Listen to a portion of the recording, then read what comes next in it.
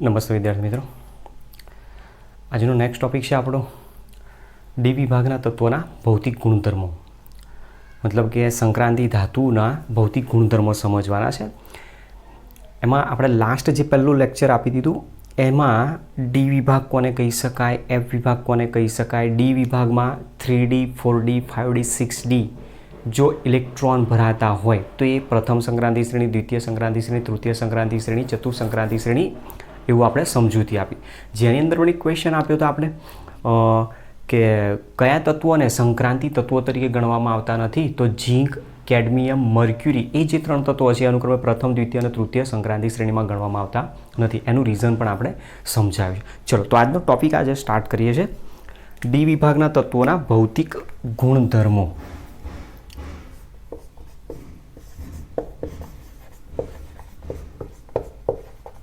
D વિભાગના તત્વોના ભૌતિક ગુણધર્મો. ચલો, એમાં સૌથી પહેલો ભૌતિક ગુણધર્મ પોઈન્ટ છે પરમાણ્વીય ત્રિજ્યા, એટોમિક રેડિયસ જેને કહી શકાય. પરમાણ્વીય ત્રિજ્યા અને આયનીય ત્રિજ્યા. બરાબર, આના વિશે તમે થોડું ઘણું બેઝિક પોઈન્ટ 11th ભણી ગયેલા છો પીરિયોડિક ટેબલના ચેપ્ટર નંબર 3માં. તો ત્યાં આપણે બધી વસ્તુ પરમાણ્વીય ત્રિજ્યાનો મેઇન પોઈન્ટ આપેલો હતો. પરમાણ્વીય ત્રિજ્યા ઉપરથી જ આયનીય ત્રિજ્યા, સહસંયોજક ત્રિજ્યા, વાંડરવાલ્સ ત્રિજ્યા, ધાત્વિક ત્રિજ્યા એ બધું સિમિલર એમાં ફેરફાર જોવા મળતો હોય છે. તો હવે જુઓ, પરમાણ્વીય ત્રિજ્યાની આપણે સૌથી પહેલાં વાત કરી છે. તો પહેલાં અહીંયા એક ગ્રાફ બનાવું છું આમાં કે સંક્રાંતિ સિરીઝના જે તત્વો આપેલા છે એમાં પરમાણ્વીય ત્રિજ્યા આર વિરુદ્ધ પરમાણ્વીય ક્રમાંક ઝેડનો જ્યારે ગ્રાફ બનાવવામાં આવતો હોય તો એ જે ગ્રાફ જોવા મળે છે એ ગ્રાફ આપણને સામાન્ય રીતે ઘટતો ગ્રાફ જોવા મળે છે. મતલબ એ ગ્રાફ જે છે આ રીતે જોવા મળે, પછી અહીંયા થોડો કોન્સ્ટન્ટ આવે છે અને ફરી પાછો અહીંયા આ રીતે અપ જાય છે. બરાબર, જેની અંદર આપણે અહીંયા બતાવી શકીએ છીએ એસસી, ટીઆઈ, વી. મતલબ અહીંયા જે તત્વો આપેલા છે પ્રથમ સંક્રાંતિ શ્રેણીના એની વાત કરીએ. Sc, Ti, V, Cr, Mn, Fe, Co, Ni, Cu અને અહીંયા ઝેડએન. મતલબ પ્રથમ સંક્રાંતિ શ્રેણી એટલે 3D સિરીઝની આપણે અહીંયા વાત કરેલી છે. જેમાં તમે જુઓ ગ્રાફ ઉપરથી આપણે એક વસ્તુ જોઈ શકીએ છીએ કે શરૂઆતમાં પરમાણ્વીય ત્રિજ્યા જેમ જેમ પરમાણુ ક્રમાંકનો વધારો થાય છે એમ ધીમે ધીમે પહેલાં પરમાણ્વીય ત્રિજ્યામાં ઘટાડો થતો જાય છે. પછી એક જગ્યાએ એવી આવે છે કે જ્યાં પરમાણુ ત્રિજ્યા લગભગ કોન્સ્ટન્ટ રહેવા પ્રયત્ન કરે છે, ફરી પરમાણુ ત્રિજ્યા વધે છે. હવે સામાન્ય રીતે આપણું જે થિયરી છે એ મુજબ તો શું કહીએ છીએ કે જ્યારે લેફ્ટ ટુ રાઈટ જવામાં આવે સિરીઝમાં, મતલબ કે આવર્તમાં ડાબેથી જમણી બાજુ તરફ જવામાં, તો આવર્તમાં ડાબેથી જમણી બાજુ તરફ જતાં પરમાણ્વીય ક્રમાંક ઝેડ વધે છે. પરમાણ્વીય ક્રમાંક વધે છે પણ એની સામે પરમાણ્વીય ત્રિજ્યામાં શું થતો હોય છે? ઘટાડો થતો હોય છે. તો પરમાણ્વીય ત્રિજ્યા અહીંયા તમે જુઓ ઘટવી જોઈએ અહીંયા કોન્સ્ટન્ટ થાય છે ફરી પાછી વધે છે. તો મતલબ અહીંયા થોડોક બિહેવિયર ચેન્જ થાય છે. તો આપણે એ પોઈન્ટ અહીંયા સમજવાનો છે. ક્લિયર? ચલો, ત્યાર પછી બીજું આની અંદર તમે ગ્રાફમાં જોશો તો ગ્રાફમાં તમને બતાવેલું છે જે 3D પછી 4D સિરીઝ છે. એ 4D સિરીઝની અંદર ગ્રાફમાં આ જ રીતે ફેરફાર છે, પણ એમાં અહીંયા જે ડિફરન્સ બતાવ્યો છે એ ડિફરન્સ બહુ હાઈ છે. મતલબ એમના પરમાણ્વીય કદ, પરમાણ્વીય ત્રિજ્યામાં બહુ જ મોટો ડિફરન્સ છે. અને એના પાછળનું રીઝન તમે સરળતાથી જોઈ શકો છો કે અહીંયા 4D કક્ષક આવતી હોય છે અને 4D કક્ષકના ઇલેક્ટ્રોન છે એટલે એમાં કક્ષાઓનો વધારો થતો જાય અને કક્ષાઓનો વધારો એટલે પરમાણ્વીય કદ પણ ઘણું વધે. પણ સામે તમે એના સિવાય જોઈ શકશો કે 5D સિરીઝ જ્યારે આપેલી હશે તો 5D સિરીઝમાં આલેખ એનો આ રીતે છે. એ 5D સિરીઝના આલેખમાં બહુ જ ઓછો ફેરફાર આપણને જોવા મળે. તો મતલબ આવું રીઝન શા માટે છે, આવું શા માટે બને છે? એના પાછળનું કારણ કે 5D સિરીઝ આપી છે ત્યાં લેન્થેનાઇડ સંકોચન જોવા મળતું. એ વિભાગના તત્વો આવી જાય અને લેન્થેનાઇડ સંકોચનના કારણે જેટલું પરમાણ્વીય કદમાં વધારો થવો જોઈએ એ થવા દેતું નથી. એટલે તમે અહીંયા જોઈ શકો છો કે પરમાણ્વીય ત્રિજ્યા, પરમાણ્વીય કદની જ્યારે વાત આવે તો પ્રથમ સંક્રાંતિ શ્રેણીના તત્વો અને દ્વિતીય સંક્રાંતિ શ્રેણીના તત્વોમાં બહુ જ મોટો તફાવત છે. પણ લેન્થેનાઇડ સંકોચનની અસરના કારણે દ્વિતીય અને તૃતીય સંક્રાંતિ શ્રેણીમાં બહુ જ માઇનર એની અંદર બહુ જ મતલબ ઓછો તફાવત જોવા મળતો હોય છે. તો જુઓ આપણે અહીંયા કહીએ છીએ કે સ્કેન્ડિયમથી ઝીંક તરફ જવામાં આવે તો પરમાણ્વીય ક્રમાંક Z વધતો જાય છે. આયનિક રેડિયસ અથવા તો પછી એટોમિક રેડિયસ પરમાણ્વીય ત્રિજ્યા આયનિક ત્રિજ્યામાં શું થાય છે? ઘટાડો થાય. તો આપણે સ્કેન્ડિયમની ઇલેક્ટ્રોન રચના લખીએ તો શું લખતા હોઈએ છીએ? 3d14s2 અને આની ઇલેક્ટ્રોન રચના લખીએ છીએ 3d10 4s2. મતલબ આપણે d12 d10 તરફ જઈએ છીએ. હવે એની અંદર આપણી બુકમાં જે આપેલી છે ધાત્વીય ત્રિજ્યા અને આયનીય ત્રિજ્યા આપેલી છે. પ્રશ્ન આપણો આપેલો છે પરમાણ્વીય ત્રિજ્યા અને આયનીય ત્રિજ્યા. બરોબર, તો હું પરમાણ્વીય ત્રિજ્યાની વેલ્યુ અહીંયા બધાની લખું છું. એના પરથી પછી તમને સમજાવવાનો પ્રયત્ન કરું શું છે સમજજો. તો આપણી પાસે જે તત્વ આપેલું છે એ તત્વ પહેલાં લખી દઉં છું. Sc Ti V Cr Mn Fe Co Ni Cu અને અહીંયા Zn આપેલું છે.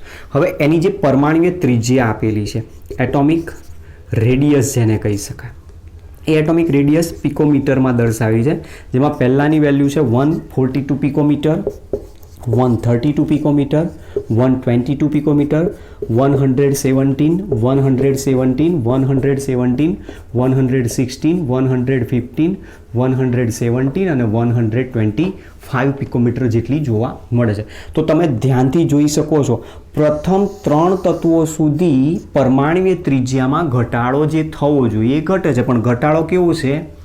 ધીમો છે. એટલે ધ્યાન રાખજો, ધીમો ઘટાડો દર્શાવે છે અહીંયા.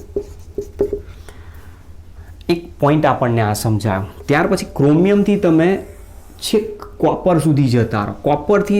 ક્રોમિયમથી તમે કોપર સુધી જાઓ છો. જુઓ ગ્રાફની અંદર પણ તમે જોઈ શકો છો લગભગ 117 નિયરેસ્ટ જોઈ શકો છો લગભગ સમાન રહેશે, લગભગ સમાન અથવા તો અચળ રહેતી જોવા મળે છે. અને ત્યાર પછી અહીંયા શું થાય છે? વધે છે. તો આ એક પિરિયોડિક ટ્રેન્ડ આપણને ડી બ્લોક એલિમેન્ટમાં સમજાવેલો છે. હવે સામાન્ય રીતે વસ્તુ જોવા જઈએ તો આપણી પાસે S વિભાગ છે એક, અહીંયા વચ્ચે આવે છે ડી વિભાગ અને અહીંયા આવતો હોય છે P વિભાગ. હવે જો આના પરથી આપણે વસ્તુ વિચારવાનો પ્રયત્ન કરીએ તો પરમાણ્વીય કદ આનું સૌથી વધારે હશે, આનું સૌથી ઓછું, આ બંનેનું બિલકુલ સેન્ટરમાં હશે. અને એની પરથી જ આપણને અહીંયા પ્રશ્ન સમજાવવાનો પ્રયત્ન કર્યો છે. હવે જુઓ આપણે સીધા પોઈન્ટ ઉપર અહીંયા આવીએ. અહીંયા જે દર્શાવ્યું છે એ મુજબ કે આપણી પાસે એક પરમાણુ છે, એ પરમાણુમાં અહીંયા હું ગોઠવું છું એક કક્ષક અને બીજી એક કક્ષક અહીંયા ગોઠવી દઉં છું. બરાબર, અહીંયા કક્ષક આપેલી છે આપણી 3D કક્ષક છે, જે આ દર્શાવું છું 3D અને આ છે 4s છે. 3D કક્ષક એટલે કઈ કક્ષક કહેવાય? n-1d છે.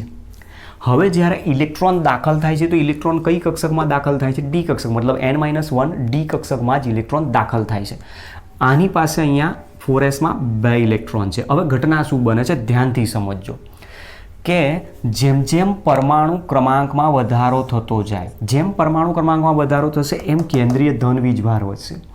કેન્દ્રીય ધન વીજભાર વધે છે એ દરમિયાન શું થાય છે? જે બહારથી ઇલેક્ટ્રોન દાખલ થાય છે એ બહારથી દાખલ થતો ઇલેક્ટ્રોન કઈ કક્ષકમાં જશે?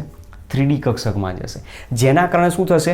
અહીંયા જેમ જેમ ઇલેક્ટ્રોન દાખલ થતો જશે એમ કેન્દ્રીય ધન વીજભારના વધારાના કારણે આ દાખલ થતા ઇલેક્ટ્રોન જે 3D કક્ષકમાં છે એના ઉપર કેન્દ્રનું આકર્ષણ બળ વધી જાય. મતલબ કે અહીંયા શું થશે? જે ઇલેક્ટ્રોન આમાં દાખલ થશે આની અંદર એ ઇલેક્ટ્રોનનું કેન્દ્ર ઉપર આકર્ષણ વધતું જાય છે એવું આપણે કહી શકીએ છીએ. તો સાથે સાથે આપણે એ પણ સમજી શકીએ છીએ અહીંયા કે જ્યારે ઇલેક્ટ્રોન ડી કક્ષકમાં દાખલ થશે, ઇલેક્ટ્રોન જ્યારે ડી કક્ષકમાં દાખલ થશે એ દરમિયાન શું થાય? શરૂઆતમાં ઓછા ઇલેક્ટ્રોન હોય, ઇલેક્ટ્રોન ઓછા હશે પણ કેન્દ્રીય ધન વીજભાર વધારે હશે. હવે કેન્દ્રીય ધન વીજભાર જેમ જેમ વધતો જાય એ દરમિયાન શું થાય? બાહ્ય કક્ષાના ઇલેક્ટ્રોનને પોતાની તરફ આકર્ષિત કરતો હોય. બાહ્ય કક્ષાના ઇલેક્ટ્રોનને પોતાની તરફ આકર્ષિત કરે એટલે ધીમે ધીમે શું થાય? કક્ષાઓનું સંકોચન, એટલે કદમાં શું થાય? ઘટાડો. મતલબ કહેવા એવું માગું છું કે જ્યારે ડી કક્ષકમાં ઇલેક્ટ્રોન દાખલ થાય છે એ દરમિયાન 3D કક્ષકની સ્ક્રીનિંગ અસર નિર્બળ હોય છે અને 3D કક્ષકની સ્ક્રીનિંગ અસર નિર્બળ હોવાના કારણે કેન્દ્રીય ધન વીજભાર બાહ્ય કક્ષાના ઇલેક્ટ્રોન પર પ્રબળતાથી આકર્ષિત થાય એટલે કક્ષાઓનું ધીમે ધીમે સંકોચન થાય. પણ ત્યાં ઘટના બીજી શું બને છે? આ એક બાજુથી ઇલેક્ટ્રોનને ખેંચવાનો પ્રયત્ન કરે ત્યારે દાખલ થતો જે ઇલેક્ટ્રોન હોય છે એ ઇલેક્ટ્રોન આને રિપેલ કરતો હોય, મતલબ એને અપાકર્ષતો હોય. તો એક બાજુ કેન્દ્રનું ઇલેક્ટ્રોન પર આકર્ષણ અને બીજી બાજુ 3D કક્ષકના ઇલેક્ટ્રોનનું બાહ્ય કક્ષાના આઉટર મોસ્ટ ઇલેક્ટ્રોન ઉપર આકર્ષણ બંને ત્યાં કામ કરતા હોય, જેના કારણે જેટલો ઝડપથી ઘટાડો થવો જોઈએ એટલો ઝડપથી ઘટતો નથી અને એટલા માટે કદનો ઘટાડો કેવો છે? ધીમો જોવા મળે. હવે પ્રશ્ન અહીંયા શું આવ્યો કે જ્યારે તમે ક્રોમિયમથી કોપર તરફ જાઓ છો, ક્રોમિયમથી કોપર તરફ જાઓ છો ત્યારે એ ઘટના શું બને છે કે ઇલેક્ટ્રોન 3D કક્ષકમાં હવે ઉમેરાવાની વધારે શરૂઆત થઈ. હવે વધારે જ્યારે ઇલેક્ટ્રોન આની અંદર ઉમેરાશે ત્યારે એ દરમિયાન શું થાય કે ધન વિદ્યુત ભારિત કેન્દ્રનું બાહ્ય કક્ષાના ઇલેક્ટ્રોન પરનું આકર્ષણ અને 3D કક્ષકમાં ઉમેરાતા ઇલેક્ટ્રોન દ્વારા બાહ્ય કક્ષાના ઇલેક્ટ્રોન ઉપર જોવા મળતું અપાકર્ષણ બંને એક સરખા રહેવાનો પ્રયત્ન કરે. કહું છું એ ધ્યાનથી સમજજો. કેન્દ્રીય ધન વીજભારના વધારાના કારણે આઉટર મોસ્ટ ઇલેક્ટ્રોન ઉપર જોવા મળતું એટ્રેક્શન ફોર્સ અને એ આઉટર મોસ્ટ ઇલેક્ટ્રોન ઉપર બહારથી 3D કક્ષકમાં દાખલ થતા ઇલેક્ટ્રોન દ્વારા થતું રિપલ્ઝન એટલે કે અપાકર્ષણ બંને લગભગ સમાન રહેવા પ્રયત્ન કરતા અને એના કારણે પરમાણુય ત્રિજ્યા લગભગ સમાન રહે છે, પરમાણુય કદ લગભગ સમાન રહે, ધાત્વીય ત્રિજ્યા સમાન રહે, આયનીય ત્રિજ્યા પણ સમાન રહેતી હોય છે. હવે વાત આવી તો આમાં વધારો કેમ થયો? જે એકચ્યુઅલી શું થવું જોઈએ? ઘટવું જોઈએ. જે આપણી થિયરી કહે છે મુજબ આવર્તમાં ડાબીથી જમણી બાજુ જાઓ હંમેશા કદમાં ઘટાડો થાય તો પરમાણુ ત્રિજ્યા, ધાત્વીય ત્રિજ્યા, આયનીય ત્રિજ્યા, વાંડરવાલ્સ ત્રિજ્યા બધી જ વસ્તુ ઘટવી જોઈએ. એની જગ્યાએ ત્યાં શું થાય છે? વધારો. તો વધારો કેમ થયો? હવે એને પણ સમજો. હવે ત્યાં શું થશે કે તમે જ્યારે ઝીંકમાં પહોંચી જશો, ઝીંકમાં પહોંચી જશો એટલે અહીંયા શું થઈ જશે? 3D10 ઇલેક્ટ્રોન રચના થઈ જાય. હવે 3D10 ઇલેક્ટ્રોન રચના જ્યારે બનતી હોય ત્યારે અહીંયા દાખલ થયેલા ઇલેક્ટ્રોન વધારે છે.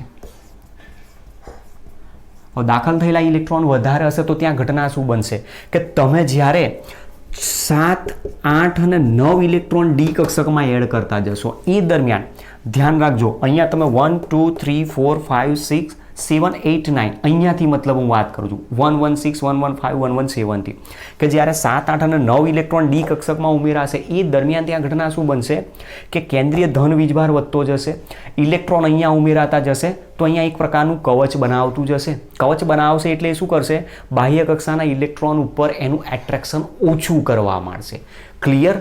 તો મતલબ એટ્રેક્શન ફોર્સ જે પહેલાં પ્રીડોમિનેટ કરતું હતું વધારે હતું એ હવે થોડું ઓછું થશે અને સાથે સાથે જે ઇલેક્ટ્રોન અહીંયા દાખલ થાય એ ઇલેક્ટ્રોન દ્વારા આઉટર મોસ્ટ ઇલેક્ટ્રોન એસ કક્ષકના ઇલેક્ટ્રોન ઉપર આકર્ષણ વધી જતું હોય છે. ઓછા ઇલેક્ટ્રોન જ્યારે ડીમાં હતા ત્યારે એસ ઉપર અપાકર્ષણ ઓછું થાય પણ હવે જ્યારે ડીમાં ઇલેક્ટ્રોનની સંખ્યા વધતી જાય છે ત્યારે એના દ્વારા થતું અપાકર્ષણ વધારે પ્રીડોમિનેટ કરતું જાય. તો મતલબ એટ્રેક્શન ફોર્સ કરતાં 3D સબસેલના ઇલેક્ટ્રોનનું આઉટર મોસ્ટ 4s સબસેલના ઇલેક્ટ્રોન ઉપર થતું રિપલ્ઝન વધારે પ્રીડોમિનેટ કરતું હોય છે, જેના કારણે રિપલ્ઝન વધી જાય. રિપલ્ઝન વધે તો જે ઘટવી જોઈએ ત્રિજ્યાની જગ્યાએ શું થાય છે?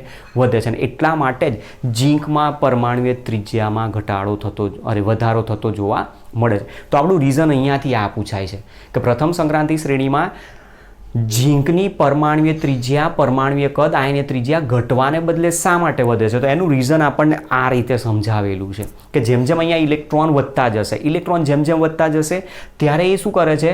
આઉટર મોસ્ટ ઇલેક્ટ્રોન જે છે એના ઉપર સ્ક્રીનિંગ અસરને પ્રબળ બનાવવા માંડે છે અને સ્ક્રીનિંગ અસર એના ઉપર પ્રબળ બની જતી હોય જેના કારણે આઉટર મોસ્ટ ઇલેક્ટ્રોન ઉપર 3D કક્ષકના ઇલેક્ટ્રોનનું અપાકર્ષણ વધી જાય છે. કારણ કે આ ઇલેક્ટ્રોન જેવા અંદર ઉમેરાશે એટલે ઇલેક્ટ્રોન અપાકર્ષણ ત્યાં પ્રબળ બને. ઇલેક્ટ્રોન વચ્ચે અપાકર્ષણ પ્રબળ બને તો કેન્દ્રીય ધન વીજભાર જે પ્રબળતાથી ખેંચતો હતો એની અસર ત્યાં ઓછી થાય એટલે ધીમે ધીમે કક્ષા શું થશે? વિસ્તરણ પામશે. અને એટલા માટે પરમાણુય કદ એનું વધે છે, પરમાણુય ત્રિજ્યા એની વધતી જાય. તો આ રીઝન આપણને ત્યાં સમજાવેલું છે. એકદમ ઇઝીલી સમજાય એવું છે, બરાબર. ત્યાર પછી 4D અને 5D કક્ષકની વાત કરી છે તો 4Dમાં પણ એ જ ટ્રેન્ડ જોવા મળે છે, 5Dમાં પણ એ ટ્રેન્ડ જોવા મળે. પણ 4D અને 5D દ્વિતીય અને તૃતીય સંક્રાંતિ શ્રેણીના પરમાણુય ત્રિજ્યા, પરમાણુય કદનો જે તફાવત પ્રથમ અને દ્વિતીયમાં છે એના કરતાં બહુ જ ઓછો હોય છે. એના પાછળ જે કામ કરે છે પરિબળ કયું છે? લેન્થેનાઇડ કોન્ટ્રેક્શન, લેન્થેનાઇડ સંકોચન ત્યાં કામ કરતું હોય છે, બરાબર. લેન્થેનાઇડ સંકોચન કેમ કામ કરશે? કારણ કે ત્યાં કઈ ઓર્બિટલ આવી જશે? 4f. 3Dમાં 10 જ ઇલેક્ટ્રોન ઉમેરી શકે છે, 4fમાં તમે 14 ઇલેક્ટ્રોન રાખી શકો. તો 14 ઇલેક્ટ્રોનનું સ્ક્રીનિંગ અસરમાં પરિબળ વધારે કામ કરી જાય અને એટલા માટે ત્યાં એમાં ફેરફાર જે ઝડપથી વધવો જોઈએ એની જગ્યાએ શું થઈ જાય છે? ખૂબ ઓછો જોવા મળતો, બરાબર. તો આ પહેલો ગુણધર્મ આપણને જે પ્રશ્નમાં સમજાયો છે પરમાણુય ત્રિજ્યા, આયનીય ત્રિજ્યા. ચલો ત્યાર પછી સેકન્ડ પ્રોપર્ટી ઉપર જઈએ. આયોનાઇઝેશન એન્થાલ્પી, આયનીકરણ એન્થાલ્પી જેને કહીએ છીએ.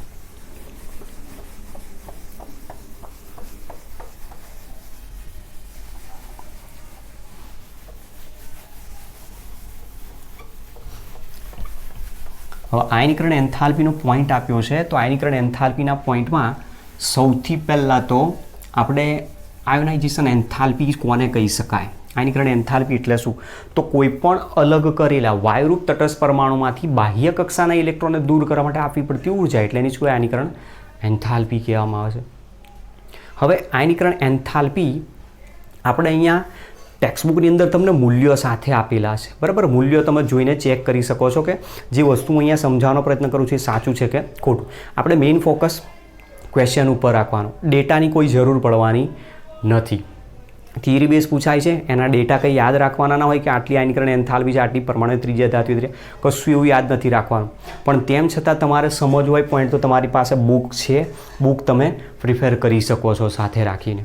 હવે સમજતા જઈએ. જુઓ પોઈન્ટ નંબર 2, આયોનાઇઝેશન એન્થાલ્પી મતલબ આયનીકરણ ઉર્જા અથવા આયનીકરણ એન્થાલ્પી, જેને સામાન્ય રીતે આપણે I તરીકે દર્શાવતા હોઈએ છીએ. હવે આયનીકરણ એન્થાલ્પી શું છે? તો વ્યાખ્યા મેં પહેલાં જ કીધી, કોઈ પણ અલગ કરેલા વાયુરૂપ તટસ્થ પરમાણુમાંથી બાહ્ય કક્ષામાં એટલે કે સંયોજકતા કોષમાં બાહ્ય કક્ષામાં રહેલા ઇલેક્ટ્રોનને દૂર કરવા માટે આપવી પડતી ઉર્જાને તેની આયનીકરણ એન્થાલ્પી કહેવામાં આવે છે.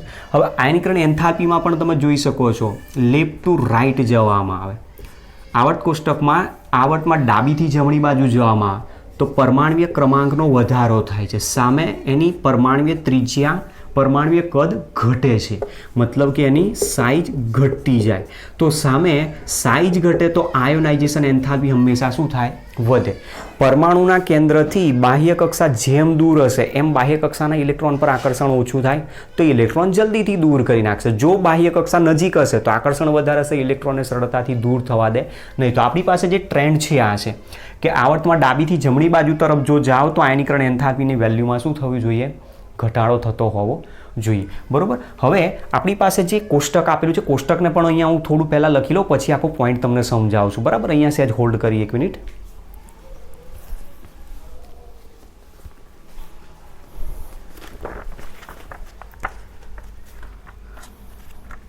જુઓ, બુક જોઈને અહીંયા ગભરાતા નહીં, કારણ કે બુક જે છે અત્યારે ઓલરેડી ઓલ્ડ બુક મારી પાસે પડેલી છે. ઓલ્ડ બુક અને ન્યૂ બુક બંનેમાં ડેટા એકદમ સરખા જ આપેલા છે, એટલા માટે તમે કોઈ પણ યુઝ કરી શકો છો. ચલો પહેલાં તો અહીંયા હું મૂલ્યો લખી લઉં છું, પછી આખો પોઈન્ટ તમને સમજાવું છું. જુઓ, પહેલું તો આપણી પાસે અહીંયા તત્વો આપેલું છે. તત્વો આપેલા છે SC, TI, V, CR, MN, Fe, CO, Ni, Cu અને Zn. ચલો ત્યાર પછી અહીંયા આપેલા છે delta IH1, delta IH2, delta IH3. મતલબ આ શું છે? Successive ionisation enthalpy. Successive ionisation enthalpy એટલે ક્રમિક ઇલેક્ટ્રોનને દૂર કરવા માટે આપવી પડતી ઉર્જા. પ્રથમ એક ઇલેક્ટ્રોન દૂર કરો, જેટલી ઉર્જા આપો, એના પછી બીજો ઇલેક્ટ્રોન તમે જ્યારે દૂર કરો ત્યારે હંમેશા એના કરતાં વધારે જ ઉર્જાની જરૂર પડે. કારણ ઋણ વીજભાર ઘટે સામે કેન્દ્રીય ધન વીજભાર વધે તો બાહ્ય કક્ષાના ઇલેક્ટ્રોનનું એટ્રેક્શન ફોર્સ ત્યાં વધી જાય. તો સક્સેસિવ આયોનાઇઝેશન એન્થાલ્પીની જ્યારે વાત કરવામાં આવે તો પ્રથમ આયનીકરણ એન્થાલ્પી કરતાં દ્વિતીય આયનીકરણ એન્થાલ્પીના મૂલ્યો હંમેશા વધારે હોય, દ્વિતીય આયનીકરણ એન્થાલ્પી કરતાં તૃતીય આયનીકરણ એન્થાલ્પીના મૂલ્યો હંમેશા વધારે જોવા મળે. તો સક્સેસિવ આયોનાઇઝેશન એન્થાલ્પીની વેલ્યુ અહીંયા આપી છે. ચલો હવે વેલ્યુ જે આપી છે આપણને એમાં અહીંયા લખી લઈએ, કિલો જૂલ પ્રતિ મોલમાં છે. પહેલામાં છે પ્રથમ આયનીકરણ એન્થાલ્પી 631, 1235, 2393, 656, 1309, 2657, 650, 1414, 2833. ચલો ત્યાર પછી ક્રોમિયમ 653, 1592, 2990, મેંગેનીઝ 717, 1509, 3260, 3260 જેને કહીએ છીએ. नेक्स्ट Fe 762 1561 2962, कोबाल्ट 758 1644 3243, निकल 736 1752 3402, ત્યાર પછી કોपर 745 1958 3556 906 1734 3829, બરાબર. ચલો, તો તમે જોઈ શકો છો, જુઓ આ રીતની આપણને આયનીકરણ એન્થાલ્પીની વેલ્યુ આપેલી છે. આયનીકરણ એન્થાલ્પી જે આપેલી છે એ સક્સેસિવ આયોનાઇઝેશન એન્થાલ્પીની વેલ્યુ આપેલી છે. જે સક્સેસિવ આયોનાઇઝેશન એન્થાલ્પીની વેલ્યુ મેં ઓલરેડી તમને ઉપર લખીને બતાવી કે કઈ રીતની હોવી જોઈએ. પ્રથમ ઇલેક્ટ્રોન દૂર કરવા માટે જેટલી ઉર્જા જરૂર પડે એના કરતાં બીજા ઇલેક્ટ્રોનને દૂર કરવા માટે ઉર્જા વધારે જરૂર પડે, એના કરતાં ત્રીજા ઇલેક્ટ્રોનને દૂર કરવા માટે ઉર્જા વધારે જરૂર પડે. જેમ જેમ ઇલેક્ટ્રોન દૂર થતા જાય કેન્દ્રીય ધન વીજભાર વધતો જશે, સામે ઇલેક્ટ્રોન ઘટતા જતા હોય. તો કેન્દ્રીય ધન વીજભાર પ્રબળતાથી ઇલેક્ટ્રોનને ખેંચે તો ઇલેક્ટ્રોન પર આકર્ષણ વધી જાય, તો આકર્ષણ વધે તો ઇલેક્ટ્રોનને દૂર કરવા માટે ઉર્જા હંમેશા વધારે જરૂર પડે. હવે સૌથી પહેલાં એસ અને પી બ્લોક સાથે કમ્પેરિઝન કરીએ. જુઓ તો એસ બ્લોક એલિમેન્ટ આપેલા છે, એનું કદ વધારે છે, તો એના આધારે હું અહીંયા કહી શકું કે ડી વિભાગના તત્વોની આયનીકરણ એન્થાલ્પી, એસ વિભાગના તત્વોનું કદ વધારે છે. કદ વધારે હોવાના કારણે એની આયનીકરણ એન્થાલ્પી વધારે હોય તો ડી વિભાગના તત્વોની આયનીકરણ એન્થાલ્પી એસ વિભાગના તત્વો કરતાં વધુ, પરંતુ પી વિભાગના તત્વો કરતાં હવે તમે જોઈ શકો છો કે એસ વિભાગ કરતાં ડી વિભાગ કરતાં પી વિભાગ તરફ જશો એટલે ત્યાં શું થશે? કદમાં ઘટાડો થાય તો આયનીકરણ એન્થાલ્પી શું થાય? વધતી જાય. તો મતલબ પી વિભાગના તત્વો કરતાં ડી વિભાગના તત્વોની આયનીકરણ એન્થાલ્પી કેવી હોય છે? ઓછી હોય છે. પહેલો પોઈન્ટ આપણી પાસે એક આ અહીંયા સમજવાનો છે, બરાબર. ચલો હવે અહીંયાથી પોઈન્ટને આપણે આગળ લઈ જઈએ કે આપણી પાસે આયનીકરણ એન્થાલ્પીની જ્યારે વાત કરેલી છે તો સ્કેન્ડિયમ છે આપણી પાસે. સ્કેન્ડિયમ ટુ ઝીંક તરફ જઈએ. હવે સ્કેન્ડિયમની ઇલેક્ટ્રોન રચના લખી હતી 3d1 4s2, ઝીંકની છે 3d10 4s2. ડાબીથી જમણી બાજુ તરફ જઈએ એમ એની આયનીકરણ એન્થાલ્પીના મૂલ્યમાં શું થવો જોઈએ? વધારો થતો હોવો જોઈએ. તો તમે અહીંયા વેલ્યુને ચેક કરતા જાઓ. જુઓ 631 656 650 653 717 762, ધીમે ધીમે શું થાય છે?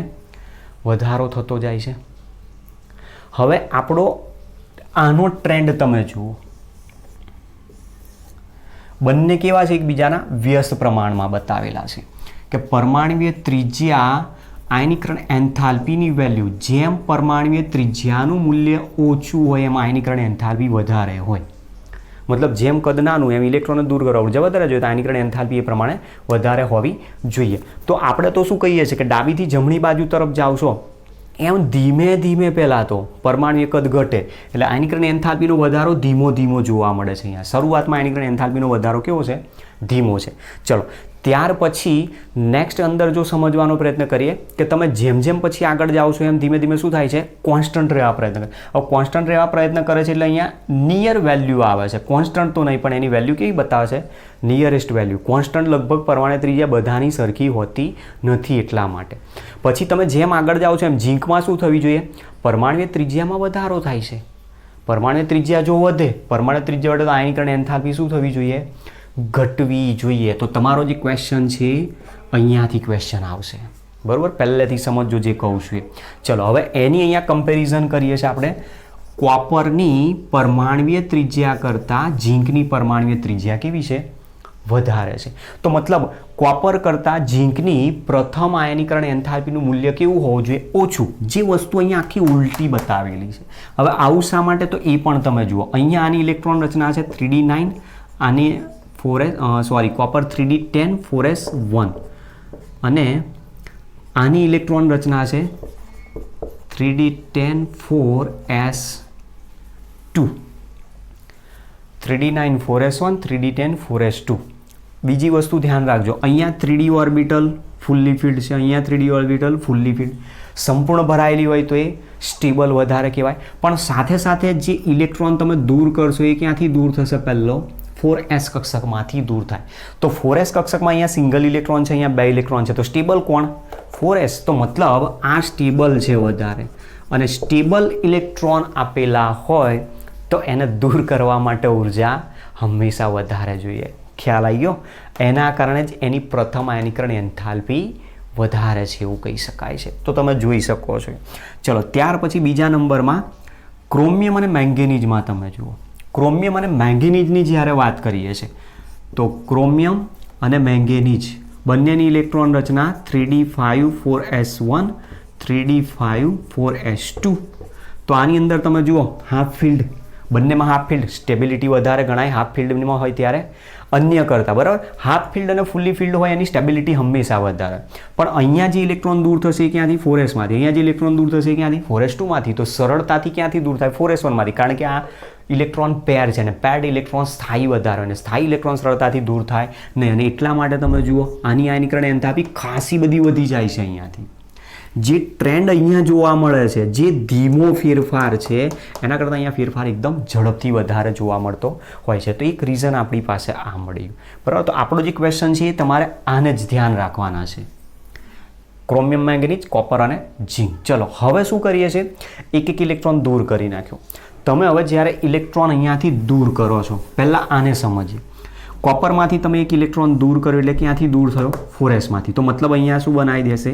Cu+ ion. એ જ પ્રમાણે તમે આનો ઇલેક્ટ્રોન જો દૂર કરશો તો શું બનાવશે? Zn+1. એકચ્યુઅલી Zn+1 છે નહીં થાય, બરાબર. તો ચલો ઇલેક્ટ્રોન આપણે અહીંયાથી દૂર કર્યા તો ઇલેક્ટ્રોન રચના શું બની? 3d10 4s0. એ જ પ્રમાણે આની ઇલેક્ટ્રોન રચના શું બનશે? 3d10 4s1. બંનેમાં 3d ફૂલ્લી ફિલ્ડ છે. હવે ધ્યાનથી સમજો, 3d જો ફૂલ્લી ફિલ્ડ હોય તો ઇલેક્ટ્રોન આમાંથી તમે દૂર કરશો તો એ ક્યાંથી દૂર થશે? Cu+માંથી બીજો ઇલેક્ટ્રોન 3d10માંથી દૂર થશે, અને આમાંથી ઇલેક્ટ્રોન ક્યાંથી દૂર થશે? 4sમાંથી. હવે મને કહો ક્યાંથી ઇલેક્ટ્રોન સરળતાથી તમે દૂર કરી શકો? જ્યાં સ્ટેબલ ઇલેક્ટ્રોન રચના આપેલી હોય ત્યાંથી ઇલેક્ટ્રોન સરળતાથી દૂર ના થાય. તો મતલબ ક્યાંથી દૂર થઈ જશે ઇઝીલી? 4sમાંથી. તો મતલબ Zn+2 ના 4s1માં રહેલો ઇલેક્ટ્રોન જલ્દી દૂર થઈ જશે. તો દ્વિતીય આયનીકરણ એન્થાલ્પી એની ઓછી થશે. મતલબ અહીંયા આપણી પાસે જે બતાવ્યું મુજબ કે ionisation enthalpy, first ionization enthalpy of Cu is less than first ionization enthalpy of Zn છે. પણ હવે જો સેકન્ડ આયોનાઇઝેશન એન્થાલ્પીની વાત કરીએ, second ionization enthalpy of Cu, second ionization enthalpy of Zn, તો તમે આના ઉપરથી જ કહી શકો છો જો કે કોપરમાંથી બીજો ઇલેક્ટ્રોન જે દૂર થશે 3d10માંથી, જ્યારે ઝીંકમાંથી જે બીજો ઇલેક્ટ્રોન દૂર થશે 4sમાંથી દૂર થાય. તો 3d10 તો સ્થાયી ઇલેક્ટ્રોન રચના છે, તો 4sનો ઇલેક્ટ્રોન જલ્દી દૂર થઈ જાય. તો મતલબ આની આયનીકરણ એન્થાલ્પી શું થાય? ઘટતી જાય. ચેક કરી લો વેલ્યુ આની અંદર તમે જુઓ, જોઈ શકો છો. ક્લિયર દેખાય છે? હવે ખ્યાલ આવે છે ટોપિકમાં? એકદમ ઇઝી ટોપિક છે, બસ જસ્ટ તમારે બેઝિક ફંડા ક્લિયર હોવા જરૂરી છે. તો અહીંયા આપણને દર્શાવ્યું છે એ મુજબ કે સેકન્ડ આયોનાઇઝેશન એન્થાલ્પી તમને અહીંયા ચેન્જ થતી જોવા. બાકી તો સક્સેસિવ આયોનાઇઝેશન એન્થાલ્પી છે. જુઓ કોપરની પ્રથમ આયનીકરણ એન્થાલ્પી કરતાં દ્વિતીય વધારે, દ્વિતીય કરતાં તૃતીય વધારે, ઝીંકની પ્રથમ કરતાં દ્વિતીય, દ્વિતીય કરતાં તૃતીય વધારે. ચલો ત્યાર પછી હવે ક્રોમિયમ અને મેંગેનીઝ ઉપર આવીએ. તો આપણે ક્રોમિયમ અને મેંગેનીઝની જ્યારે વાત કરી તો આની અંદર કીધું કે ક્રોમિયમની ઇલેક્ટ્રોન રચના હતી 3d5 4s1, મેંગેનીઝની હતી 3d5 4s2. એમાંથી જ્યારે પ્રથમ ઇલેક્ટ્રોન દૂર થાય તો આ 4sમાંથી અહીંયા 4s2માંથી, તો આ સ્ટેબલ વધારે છે, અને આ સ્ટેબલ વધારે હોવાના કારણે પ્રથમ આયનીકરણ એન્થાલ્પી ક્રોમિયમ કરતાં મેંગેનીઝની પ્રથમ આયનીકરણ એન્થાલ્પી કેવી હોય છે? વધારે. તો જુઓ આ એ વસ્તુ આપણને સમજાય. તો આપણે આનો આન્સર લીધો પહેલાં. હવે દ્વિતીય આયનીકરણ એન્થાલ્પીની વાત છે. ક્રોમિયમમાંથી તમે એક ઇલેક્ટ્રોન દૂર કર્યો 4sમાંથી, એટલે શું બની જાય? Cr+. તો ઇલેક્ટ્રોન રચના શું થઈ જશે? 3d5 4s0. ચલો એ જ પ્રમાણે આની અંદર આમાંથી તમે એક ઇલેક્ટ્રોન દૂર કરશો તો ઇલેક્ટ્રોન રચના શું થશે?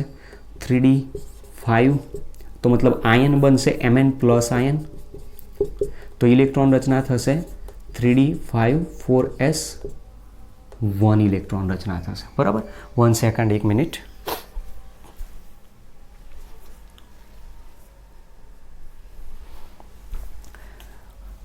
જુઓ અહીંયા એકચ્યુઅલી થોડુંક બ્લર થાય છે એટલે બ્લેક પેનને જ હું યુઝ કરવા પ્રયત્ન કરીશ. જુઓ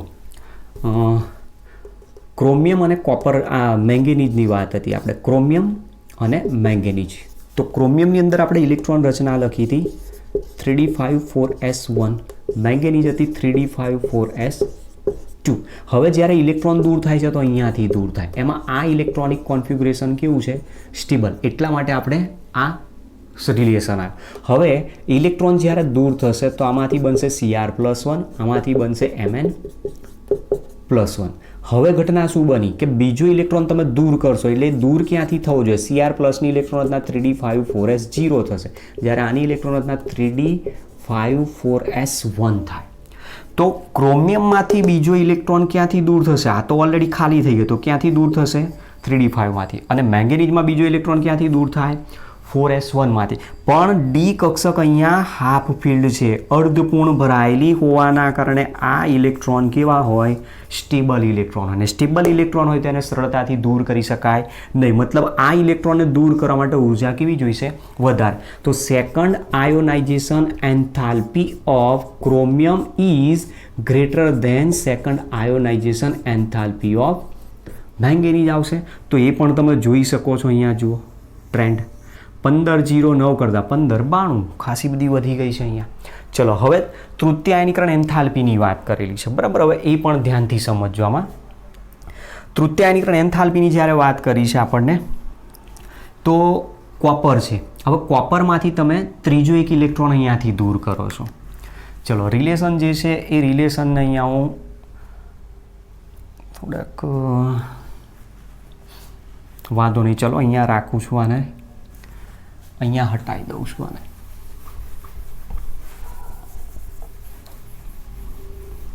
પોઈન્ટ હવે અહીંયા લખું છું, અહીંયા ધ્યાન રાખજો. આપણી પાસે કોપરમાંથી જ ઇલેક્ટ્રોન તમે દૂર કરો. પ્રથમ તો આપણો રિલેશન મળ્યો આ છે. પ્રથમ આયનીકરણ enthalpy of first ionization enthalpy of copper is less than first ionization enthalpy of zinc. ત્યાર પછી આવ્યો second ionization enthalpy of copper is greater than second ionization enthalpy of zinc. તો આ રિલેશન મળ્યો. હવે તૃતીય આયનીકરણ એન્થાલ્પીનો રિલેશન સમજવાનો છે કે તૃતીય આયનીકરણ એન્થાલ્પીનો રિલેશન અહીંયા ઝિંક અને કોપરનો શું મળે છે, બરાબર. આને હટાવું છું. હવે જુઓ, હવે શું કરીએ છીએ? અહીંયાથી એક ઇલેક્ટ્રોન દૂર કરી નાખ્યો. ઇલેક્ટ્રોન દૂર કર્યો એટલે કયો આયન બન્યો? Cu+2 ion. તો આની ઇલેક્ટ્રો કોન્ફિગ્યુરેશન શું થશે? હવે 3d9 થઈ જશે. અહીંયાથી ઇલેક્ટ્રોન દૂર કર્યો એટલે આયન શું બની ગયો? Zn+2. તો આનું ઇલેક્ટ્રોનિક કોન્ફિગ્યુરેશન શું થઈ ગયું? 3d10. હવે જે તમે ત્રીજો ઇલેક્ટ્રોન દૂર કરો છો એ ક્યાંથી દૂર થાય છે? 3d9માંથી. અને ઝિંકમાંથી ક્યાંથી દૂર થાય? 3d10માંથી. તો આ ફૂલી ફિલ્ડ છે, તો સ્ટેબલ ઇલેક્ટ્રોનિક કોન્ફિગ્યુરેશન. તો એના ઇલેક્ટ્રોનને દૂર કરવા ઉર્જા વધારે જોઈએ. તો મતલબ ઝિંકની તૃતીયાયનીકરણ એન્થાલ્પી કોપર કરતાં વધારે. તમે જોઈ શકો છો, જુઓ 3556 કરતાં 3829. તો મતલબ અહીંયા ઘણો મોટો ડિફરન્ટ જોવા મળ્યો. એ જ વસ્તુ અહીંયા પણ આવશે. જુઓ હવે આની અંદરની જ્યારે વાત કરીએ છીએ આપણે ક્રોમિયમ+1 આયન, તો ક્રોમિયમ+1 આયનમાંથી ઇલેક્ટ્રોન ક્યાંથી દૂર કરશો તમે? 3d5માંથી. એટલે શું બનાવશે? Cr+2. તો ઇલેક્ટ્રોન રચના શું થશે? 3d4 થઈ જશે. ચલો એ જ પ્રમાણે મેંગેનીઝ છે. મેંગેનીઝમાંથી ઇલેક્ટ્રોન દૂર કર્યો એટલે 4sમાંથી દૂર થશે, તો Mn+2 આયન બનશે. Mn+2 આયન બનશે તો એની ઇલેક્ટ્રોનિક કોન્ફિગ્યુરેશન થઈ જશે 3d5. તો હવે જે ત્રીજો ઇલેક્ટ્રોન દૂર થાય એ ક્યાંથી? 3dમાંથી. અહીંયા પણ 3dમાંથી. પણ આ હાફ ફિલ્ડ આવી તો આ સ્ટેબલ વધારે છે, અને સ્ટેબલ વધારે હોવાના કારણે એને સરળતાથી દૂર કરી શકાય નહીં. તો મતલબ તૃતીય આયનીકરણ એન્થાલ્પીની જો વાત કરીએ તો આ third ionization enthalpy of chromium is less than third ionization enthalpy of manganese આપણને જોવા મળે છે. તો તમે જોઈ શકો છો, જુઓ ક્રોમિયમની તૃતીયાયનીકરણ એન્થાલ્પી કરતાં મેંગેનીઝની તૃતીયાયનીકરણ એન્થાલ્પી વધારે છે. તો આપણી પાસે જે રિલેશન છે આ રીતના મૂલ્યો સાથે સમજાવેલા છે. અને આપણો જે ક્વેશ્ચન છે આયોનાઇઝેશન એન્થાલ્પીનો પ્રશ્ન અહીંયાથી જ પૂછાતો હોય છે. દર સાલ અહીંયાથી કોઈક ને કોઈક MCQ અથવા તો શોર્ટ ક્વેશ્ચન્સ પૂછાતા હોય છે જ. બાકીના કોઈને તમારે ફોકસ કરવાની જરૂર નથી. એ ટ્રેન્ડ તો જે પ્રમાણેનો છે એ પ્રમાણે છે. ડાબીથી જમણી બાજુ જાવ એટલે મૂલ્યમાં વધારો થતો જાય. 631 છે, 906 છે, 1235, 1734, 2393, 3829. એ ટ્રેન્ડ તો બિલકુલ પરફેક્ટ જ જોવા મળે છે, બરાબર. પણ જે એનોમોલસ બિહેવિયર જેને કહી શકાય, આવર્તનીય ગુણ. ઓકે, નાવ નેક્સ્ટ બીજો ટોપિક છે એનો ગુણધર્મ નંબર 3, ચુંબકીય ગુણધર્મ.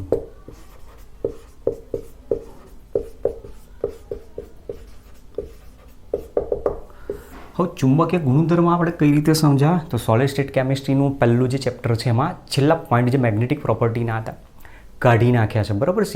બોર્ડની એક્ઝામમાં રિડ્યુસ કરેલા સિલેબસમાં.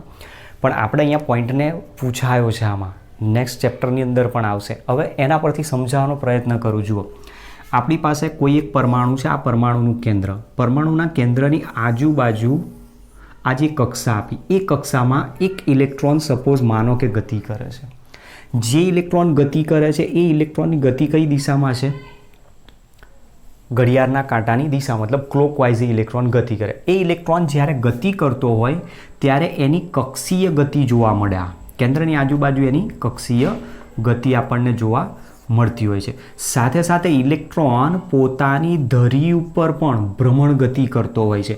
અને પોતાની ધરી ઉપર એ ભ્રમણ ગતિ કરતો હોય એ ક્લોકવાઇઝ. હવે આ જે ગતિ આપી છે પોતાની ધરી ઉપર, જેમ સૂર્યની આજુબાજુ બાકીના ગ્રહો ગતિ કરે છે, એક્ઝેક્ટ એ જ રીતે સૂર્ય સ્થિર છે, એની આજુબાજુ બધા ગ્રહો ગતિ કરે છે અને પોતાની ધરી ઉપર પણ ગતિ કરે. હવે એ ધરી ઉપર ગતિ કરતો જે ઇલેક્ટ્રોન છે એ જો ક્લોકવાઇઝ ડિરેક્શનમાં આ રીતે ગતિ કરતો હોય, આ કક્ષીય ગતિ ગમે તે બાજુ હોય એનાથી કોઈ લેવા નહીં, પણ જો પોતાની ધરી પર ક્લોકવાઇઝ ડિરેક્શનમાં એ ગતિ કરતો હોય તો એના કારણે અહીંયા એક ચુંબકીય ચાક માત્રા ઉત્પન્ન થાય. જો ક્લોકવાઇઝ ગતિ કરતો હોય તો ઉપરની દિશામાં ચુંબકીય ચાક માત્રા ઉત્પન્ન થાય. અને એ ચુંબકીય ચાક માત્રાના કારણે જ ચુંબકીય ગુણધર્મ એમાં જોવા મળતો હોય છે. પણ જો આ જ કક્ષામાં બીજો ઇલેક્ટ્રોન પણ જો હોય, આપણે જોઈ ગયા કે એક કક્ષકમાં વધુ 2 ઇલેક્ટ્રોન રહી શકે, તો જો બીજો ઇલેક્ટ્રોન હશે તો બીજો ઇલેક્ટ્રોન એના કરતાં વિરુદ્ધ દિશામાં ગતિ કરતો હશે. એના કરતાં વિરુદ્ધ દિશામાં જો ગતિ કરતો હોય તો એની ગતિ એન્ટી ક્લોકવાઇઝ ડિરેક્શનમાં જોવા મળે. એન્ટી ક્લોકવાઇઝ ડિરેક્શનમાં જો જોવા મળશે તો એના દ્વારા ઉદ્ભવતી ચુંબકીય ચાક માત્રા નીચેની તરફ આપણને જોવા મળે. તો ઘટના શું બને? એકની ચુંબકીય ચાક માત્રા ઉપર, બીજાની ચુંબકીય ચાક માત્રા નીચે, બંને એકબીજાની અસર શું કરી નાખે? 0 કરી નાખે. અને એના કારણે એમાં જોવા મળતું ચુંબકીય ચાક માત્રાનું મૂલ્ય શું થઈ જશે? 0 થઈ જશે. અને એ ચુંબકીય ચાક માત્રા જે મ્યુ તરીકે બતાવી છે બોર મેગ્નેટોન્સ એકમમાં માપવામાં આવે છે. બોર મેગ્નેટોન્સ કહેવામાં આવે છે. આ એનો એકમ બતાવે. તો ચુંબકીય ચાક માત્રા દર્શાવવા માટેનો એકમ છે બોર મેગ્નેટોન. તો ચુંબકીય ચાક માત્રા ક્યારે ઉત્પન્ન થાય? ચુંબકીય ગુણધર્મ ક્યારે ઉત્પન્ન થાય? કે જ્યારે એક જ ઇલેક્ટ્રોન હોય, સિંગલ, ઓછામાં ઓછો એક પણ અયુગ્મિત ઇલેક્ટ્રોન જો હશે તો એના દ્વારા ચુંબકીય ચાક માત્રા ઉત્પન્ન થશે, ચુંબકીય ગુણધર્મ ઉત્પન્ન થશે. અને એ દરમિયાન મ્યુ નોટ ઇક્વલ ટુ 0 હશે. પણ જ્યારે પેર્ડ ઇલેક્ટ્રોન થઈ જશે તો બંને ઇલેક્ટ્રોનની ગતિ એકબીજાની વિરુદ્ધ દિશામાં હોય અને એકબીજાની વિરુદ્ધ દિશામાં હશે તો બંનેની ચુંબકીય ચાક માત્રાનું મૂલ્ય પણ એકબીજાની વિરુદ્ધ દિશામાં, તો હંમેશા એ ઓવરઓલ એકબીજાને નષ્ટ કરી નાખે, તો વેલ્યુ એની 0 થઈ જતી. હવે આ વસ્તુ ઉપરથી આપણે ઓલરેડી આગળ પોઈન્ટમાં થોડા ઘણા આગલા ચેપ્ટરમાં ભણી ગયા કે મેજર જે ચુંબકીય ગુણધર્મ અહીંયા ઇલેક્ટ્રોનની ગોઠવણીના આધારે જોવા મળે. એમાં 2 ગુણધર્મ છે, એક અનુચુંબકીય ગુણધર્મ અને બીજો પ્રતિચુંબકીય ગુણધર્મ. હવે અનુચુંબકીય ગુણધર્મ અને પ્રતિચુંબકીય ગુણધર્મને ઇંગ્લિશમાં શું કહેવામાં? આને કહેવામાં આવે છે પેરામેગ્નેટિક પ્રોપર્ટી, અને આને કહેવાય ડાયામેગ્નેટિક પ્રોપર્ટી. ડાયમેગ્નેટિક પ્રોપર્ટી તરીકે ઓળખવામાં. ડાય આપણે કોના માટે શબ્દ વાપરીએ છીએ? 2 માટે. તો 2 ઇલેક્ટ્રોન ત્યાં હોય અને 2 ઇલેક્ટ્રોન પેર્ડ જ્યારે આપે ત્યારે ગુણધર્મ શું કહેવાય? પ્રતિચુંબકીય ગુણધર્મ. અને જો ઇલેક્ટ્રોન પેર્ડ ના હોય ને સિંગલ ઇલેક્ટ્રોન હોય, એ પછી ઉપરની દિશામાં હોય કે નીચેની દિશામાં, ઓછામાં ઓછું એક પણ જો અયુગ્મિત ઇલેક્ટ્રોન મળે તો સમજવાનું કે અનુચુંબકીય પ્રકારનો ગુણધર્મ ધરાવે છે. તો તમારે આના ઉપરથી પોઈન્ટ ધ્યાન રાખવાનું કે કોઈ પણ એવું સંયોજન તમને આપ્યું, એમાં ધાતુ આપેલો છે, ધાતુ આયન આપેલો છે, અને એની ઇલેક્ટ્રોન રચનામાં જો એક પણ અયુગ્મિત ઇલેક્ટ્રોન જોવા મળે તો અનુચુંબકીય, જો અયુગ્મિત ઇલેક્ટ્રોન આવે તે પ્રતિચુંબકીય ગુણધર્મ ધરાવે છે. હવે આપણે અહીંયા અલગ અલગ પ્રકારના આપણી પાસે જે આયનો છે એનો ચુંબકીય ગુણધર્મની ચુંબકીય ચાક માત્રા શોધવાની છે. તો આપણે જે અહીંયા મ્યુ બતાવ્યો છે એ શું છે? એની ચુંબકીય ચાક માત્રા છે. તો ચુંબકીય ચાક માત્રાનું જે મૂલ્ય છે એ શોધવા માટે એની ફોર્મ્યુલા છે mu is equal to √n × n+2 બોર મેગ્નેટોન્સ. આ સૂત્ર ઉપરથી એની સૈદ્ધાંતિક ચુંબકીય ચાક માત્રા આપણે શોધી શકતા હોય છે, બરાબર. પ્રાયોગિક ચુંબકીય ચાક માત્રા આપણે શોધવાની નથી, એના માટે તો એક અલગથી આખો ફિઝિકલ કેમિસ્ટ્રીમાં પ્રેક્ટિકલ આવતો હોય છે BScમાં. આપણે એની જરૂર નથી, આપણે તો ફોર્મ્યુલા ઉપરથી શોધવાની. હવે આપણી પાસે જે છે પ્રથમ સંક્રાંતિ શ્રેણીમાં ચુંબકીય ગુણધર્મો બતાવો. પ્રથમ સંક્રાંતિ શ્રેણીના જે તત્વો છે એમાં Sc, Ti, V, Cr, Mn, Fe, CO, Ni. ઉભારો થોડી સ્પેસ ઓછી કરી નાખીએ.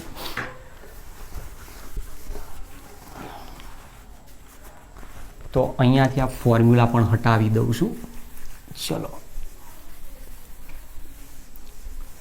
હવે આપણું જે તત્વ આપેલું છે એ પહેલાં તત્વ સ્વરૂપે હું એ લખી દઉં. Sc, Ti, V, Cr, Mn, Fe, CO, Ni, Cu અને Zn.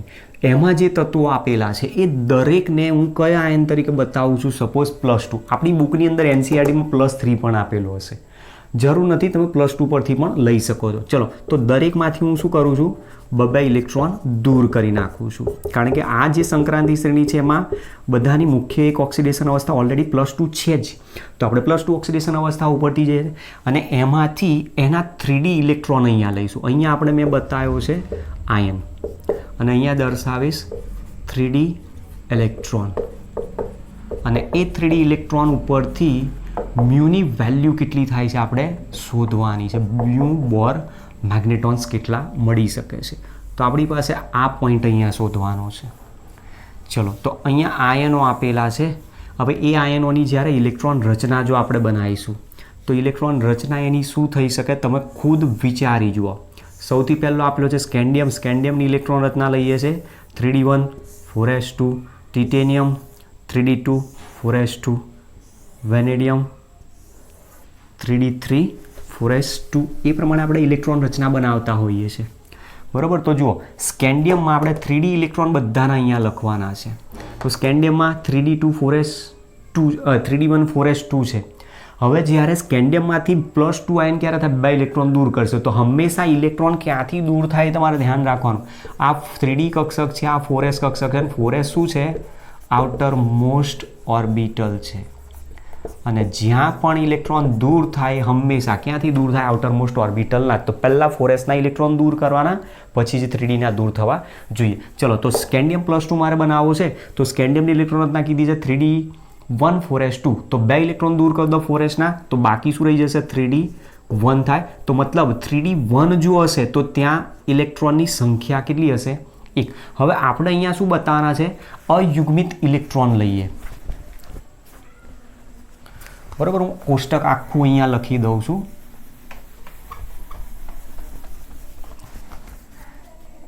અયુગ્મિત ઇલેક્ટ્રોન કેટલા છે એ દર્શાવીશું, અને જોડે જોડે અહીંયા બાજુમાં એની સૈદ્ધાંતિક ચુંબકીય ચાક માત્રા.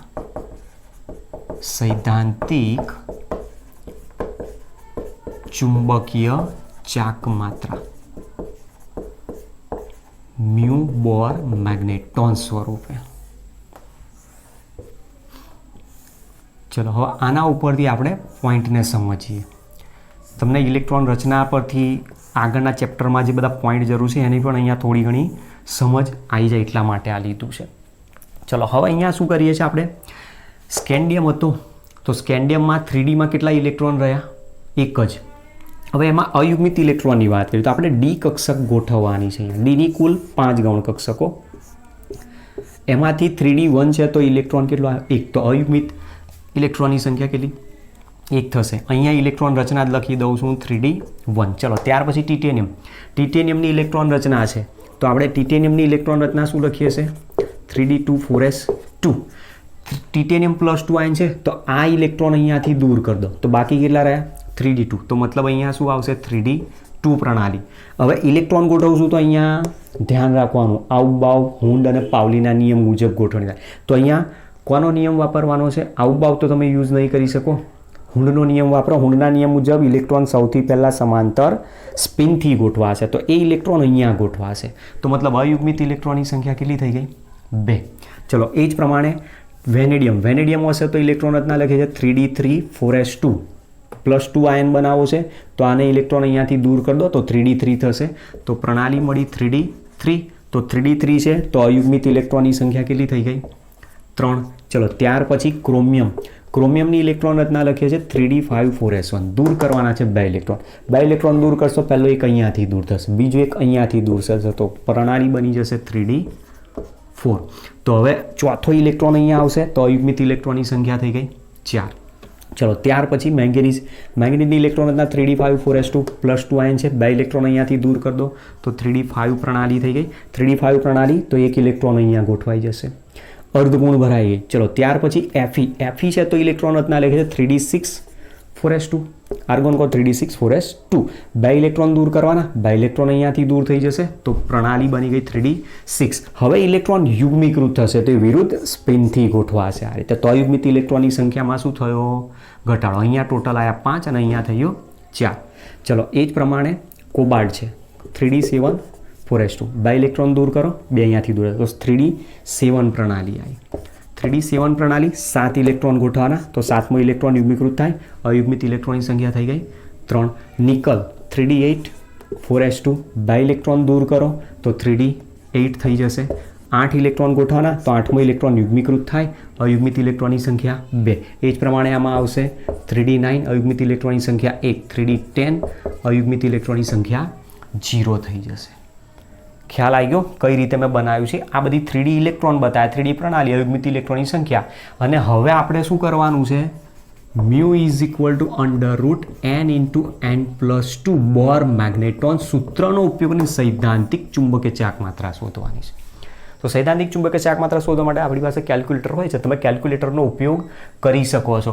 જેમાં જે સૂત્ર આપ્યું એ સૂત્રમાં જ્યાં n બરાબર અયુગ્મિત ઇલેક્ટ્રોનની સંખ્યા લેવાની છે. સૂત્રમાં આ વસ્તુ જુઓ. હવે આ રીતના અયુગ્મિત ઇલેક્ટ્રોન મળી ગયા આપણને. હવે જે અયુગ્મિત ઇલેક્ટ્રોન મળ્યા છે ધ્યાનથી જુઓ કોષ્ટકમાં, એ અયુગ્મિત ઇલેક્ટ્રોનની સંખ્યા ઉપરથી આપણે સૈદ્ધાંતિક ચુંબકીય ચાક માત્રા શોધી. તમે કેલ્ક્યુલેટરથી સૂત્રમાં મૂકીને વેલ્યુ શોધશો તો આની વેલ્યુ મળશે 1.73, 2 હશે તો 2.83, 3 હશે તો 3.87, 4 હશે 4.90, 5 હશે 5.92. પછી ઇલેક્ટ્રોન પાછા ઘટતા ગયા 4 3 2 1 0 4 3 2 1 તો ફરી પાછો ક્રમ ઉલટાઈ જશે 4.90, 3.87, 2.83, 1.73 અને 0 છે તો વેલ્યુ 0 થઈ જશે. તો તમારે આ યાદ રાખી લેવાના છે. એના માટે કેલ્ક્યુલેટરની કોઈ જરૂર નથી. MCQમાં પ્રશ્ન પૂછાય તમે ફળ દઈને જવાબ લખી શકો. અયુગ્મિત ઇલેક્ટ્રોનની સંખ્યા 1 આવી તો 1.73 કરી દો, 5 આવી તો 5.92 કરી દો, 4 આવે તો 4.90 મૂકી દો, 3 આવે તો 3.87 મૂકી દો. જેટલા અયુગ્મિત ઇલેક્ટ્રોન એટલી વેલ્યુ પહેલી આગળ છે જુઓ. ત્યાર પછીના પોઈન્ટમાં વધારો થાય છે તો વેલ્યુ પણ એની વધતી જ જાય છે. તો એ શું બતાવે છે? જેની પાસે અયુગ્મિત ઇલેક્ટ્રોનની સંખ્યા ઓછી એની પાસે ચુંબકીય ગુણધર્મ પણ ઓછો હોય. ચુંબકીય ગુણધર્મ ઓછો ખરો પણ કયો? અનુચુંબકીય. મતલબ એના પરથી કહી શકું અનુચુંબકીય ચાક માત્રાનું મૂલ્ય ઓછું હોય એવું કહી શકાય. જેમાં અયુગ્મિત ઇલેક્ટ્રોનની સંખ્યા ઓછી એમાં અનુચુંબકીય ચાક માત્રાનું મૂલ્ય ઓછું, જેમાં અયુગ્મિત ઇલેક્ટ્રોનની સંખ્યા વધારે એમાં ચુંબકીય ચાક માત્રાની વેલ્યુ પણ વધારે આપણને જોવા મળે. તો મતલબ Mn+2 આયન એક એવો છે કે જે સૌથી વધુ અયુગ્મિત ઇલેક્ટ્રોન ધરાવે છે હાફ ફિલ્ડ કક્ષકમાં અને સૌથી વધુ એની અનુચુંબકીય ચાક માત્રા પણ એ દર્શાવતો હોય. તો આ જે ટોપિક આપ્યો છે ટોપિકમાંથી મેક્સિમમ મોટા ભાગે પ્રશ્ન જો પૂછવો હોય તો સૈદ્ધાંતિક ચુંબકીય ચાક માત્રા કેટલી થાય એનો જ પ્રશ્ન પૂછે. ડાયરેક્ટ સીધો તમને પ્રશ્ન પૂછી નાખે. સપોઝ માની લો કે ક્રોમિયમ +6 છે. ક્રોમિયમ +6માં સૈદ્ધાંતિક ચુંબકીય ચાક માત્રાનું મૂલ્ય કેટલું તમે ચેક કરી જો. ક્રોમિયમ +6 +2માં તમારી પાસે 3d4 છે તો બીજા કેટલા દૂર કરવાના રહ્યા? 4. તો 3D 0 થઈ જાય. 3D 0 થઈ જશે. સૈદ્ધાંતિક ચુંબકીય માત્રાની વેલ્યુ કેટલી થઈ જાય? 0 થઈ જશે. Mn+7 પૂછી નાખે, Mn+2 પૂછે, Mn+4 પૂછે, Mn+7 પૂછે, તો તમારે એના માટે જસ્ટ કશું કરવાનું નહીં, ઇલેક્ટ્રોનિક કોન્ફિગરેશન બનાવી દો. ઇલેક્ટ્રોનિક કોન્ફિગરેશન ઉપરથી અયુગ્મિત ઇલેક્ટ્રોનની સંખ્યા શોધી નાખો. એ અયુગ્મિત ઇલેક્ટ્રોન ઉપરથી કેટલી વેલ્યુ આવે તમે એકદમ ઇઝીલી શોધી શકો. આનો આ જ ટોપિક નેક્સ્ટ ચેપ્ટરમાં પણ છે. આપણે અહીંયા પોઈન્ટને કવર કર્યું છે, બરાબર. અમુક ટોપિક એવા હશે કે જે આ ચેપ્ટરમાં મારે થોડાક ઉપર છલ્લા ખેંચવા પડશે, જે પેલા ચેપ્ટરની અંદર થિયરીમાંથી મારે સમજાવવા પડશે. ત્યાં આવશે તો ત્યાંથી પણ સમજાવે છે. અહીંયા છે તો અહીંયા આપણે આ ચેપ્ટરને થોડુંક સ્પીડલી ખેંચી લઈશું, બરાબર. તો આ રીતનો આપણી પાસે ટોપિક આપેલો છે આજનો, જે ભૌતિક ગુણધર્મ વિશે બતાવ્યો, જેમાં એક પરમાણ્વીય ત્રિજ્યા અને ત્રિજ્યાનો પોઈન્ટ સમજ્યા, આયનીકરણ એન્થાલ્પીનો પોઈન્ટ સમજ્યા, અને ત્રીજો છે એનો ચુંબકીય ગુણધર્મ.